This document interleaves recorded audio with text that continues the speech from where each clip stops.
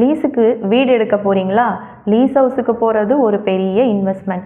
நிறைய பேர் அவசரப்பட்டு லீஸுக்கு போகிறேன்னு சொல்லி பணத்தை கொடுத்துட்டு அப்புறம் கஷ்டப்படுறீங்க. ஸோ இதை செக் பண்ணாமல் போகாதீங்க. ஃபஸ்ட்டு ஹவுஸ் ஓனரோடைய ஐடி ப்ரூஃபை செக் பண்ணுங்கள். ஆதார், பேன் இல்லைனா ஓட்டர் ஐடி. ஏன்னா அவங்க ஒரிஜினலாக இருக்காங்களான்னு கன்ஃபார்ம் பண்ணிக்க. அடுத்து ப்ராப்பர்ட்டி ஓனர்ஷிப் டாக்குமெண்ட் ஏதாச்சும் செக் பண்ணுங்கள். சேல்ஸ் டீட், பட்டா, மதர் டீட். இந்த வீடு அவருடைய ஓன் ப்ராப்பர்ட்டி தானான்னு வெரிஃபை பண்ணிக்கோங்க.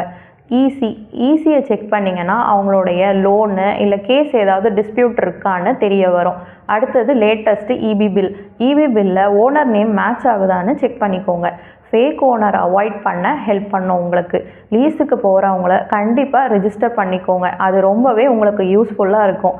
லீஸ் அக்ரிமெண்ட்டில் என்னென்ன மேண்ட்ரிட்ரின்னு பார்த்தீங்கன்னா, லீஸ் அமௌண்ட்டை இன்க்ளூட் பண்ணுங்கள், லீஸோட பீரியடை இன்க்ளூட் பண்ணுங்கள், maintenance, signature both sides plus விட்னஸோட சைனும் வாங்கிக்கோங்க. ஒரு இம்பார்ட்டண்ட்டான சேஃப்டி டிப்ஸ் சொல்கிறேன். கேஷை ஃபுல்லாகவே லீஸ் அமௌண்ட்டுக்கு கொடுக்காதீங்க. பேங்க் ட்ரான்ஸ்ஃபர் பண்ணுங்கள், ரிசிப்ட் கொடுப்பாங்க. இந்த மாதிரியான யூஸ்ஃபுல் வீடியோஸ்க்கு மறக்காமல் வாய்ஸ் ஆஃப் ஷாபுவை சப்ஸ்கிரைப் பண்ணுங்கள்.